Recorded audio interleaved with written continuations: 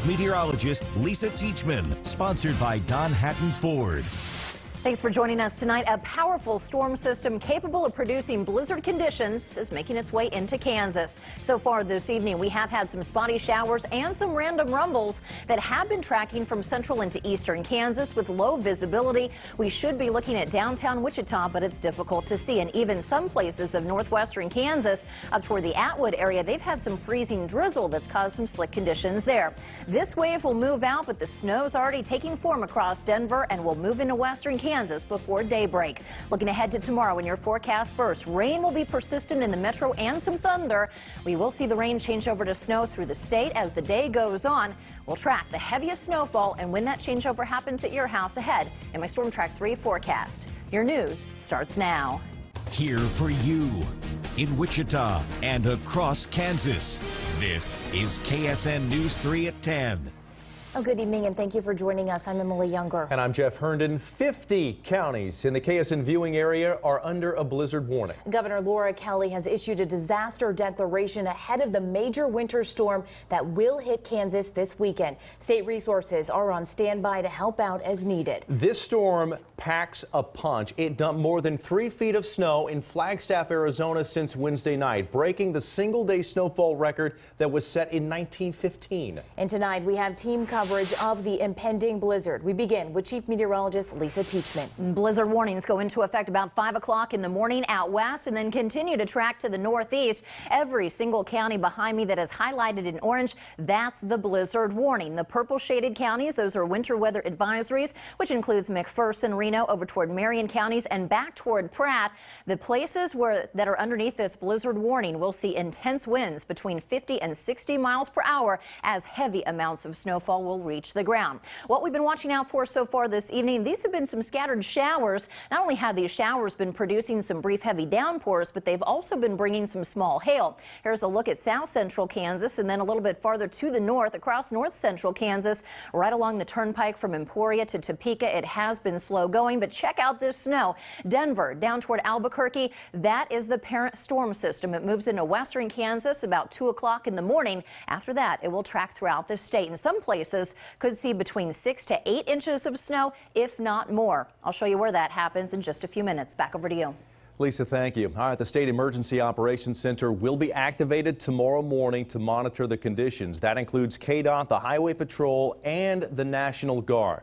13 motorist assist response teams will be stationed around the state. Each team consists of 4 guardsmen and Humvees. You can get them to warming stations, things like that, or for emergency personnel such as doctors, making sure they can get to the hospital and can perform their duties as well.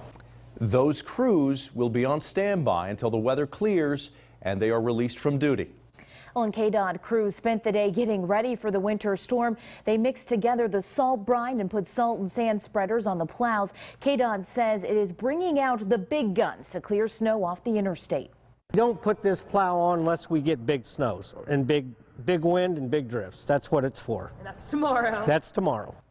KDOT says if you do see their plows out, give them plenty of space. Do not try to pass them. And get this, every state trooper in Kansas is on standby for this storm, and the KHB expects to call some of those in to help stranded motorists over the weekend. KSN's Carly Willis continues our team coverage tonight. Carly? Jeff, I talked to 2 troopers today who say they're ready to look for vehicles that need help in the conditions, but they need you to do your part as a driver.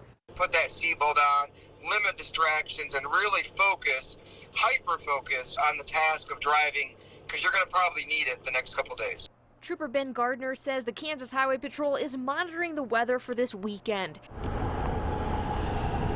Gardner works in the Salina area, which will see extra traffic for the state wrestling tournament, and reminds people to have a plan in the case I-70 shuts down. They're going to have to try to drive back home when really the storm's going to be at the worst. To the west, Trooper Todd Howman is keeping his eye on the high winds and possible whiteout conditions, making things more difficult for travelers. Really bad things happen in storms like these with 5 to 8 inches of snow expected.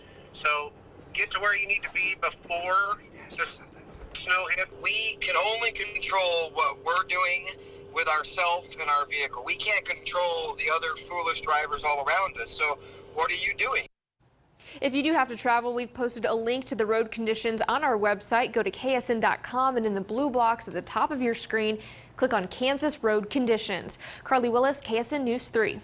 Carly, thank you. Now, if you do have to hit the road this weekend, make sure you pack an emergency kit. In it, you'll want some warm clothes, some blankets, a flashlight, your cell phone, and snacks and some bottled water. Troopers recommend keeping a full tank of gas. Don't let it fall below half a tank just in case you get stranded.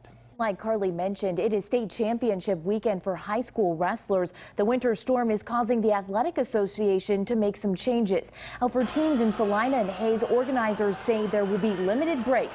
Medal rounds will run concurrently, and all matches in a weight class will start at the same time. One fan says she has had to rearrange her plans because of this storm. We are staying at a VRBO here in town, and we are planning on staying possibly another night just to kind of avoid the weather because it's coming in. The Class 5A and 6A tournaments in Park City are not affected and will continue as scheduled. This blizzard is not only life-threatening to us, but also livestock. KSN's Sarah Berlinger spoke with a rancher near Salina to see what goes into keeping the cattle safe, especially during calving season. Sarah. Jeff, in most spring and summer months, the grass is growing and weather isn't typically a problem, but winter weather, like the storm we're expecting this weekend, causes great concern. Rancher Austin Rathbun has been preparing cattle for Saturday's winter storm all day. Knowing it's coming, I fed them really good this morning. I'll feed them again tonight.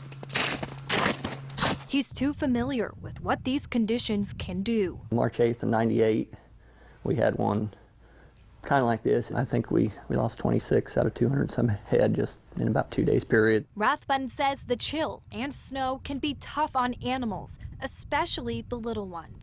During calving season, the winter weather is of even greater concern. It's why they have shelter and stay close to their mothers. One that was born early this morning, got him in, he's doing good. Rathbun says he too has to get ready for the conditions. Stay dressed. Yes, ma'am. Coats, long handles, muck boots, flopper hat. But he won't be doing it alone. His wife too will be braving the cold to continue business as usual. Go out and bed them down with some more hay. Just try to do everything we can, give them as much protection as we can. He says they've been fighting the weather since the fall, and the mud after these weather events can also make it difficult to move the equipment around. Sarah Berlinger, KSN News 3. Well, Sarah, thank you. Our KSN News team will be keeping a close eye on the storm. Look for updates here on our website, ksn.com, and on our Facebook and Twitter pages. And before the storm hits, install the Storm Track 3 app. It's free to download on Android and Apple devices. In other news tonight, a woman is dead after a fiery crash in northern Sedgwick County. This happened before 2 o'clock this morning.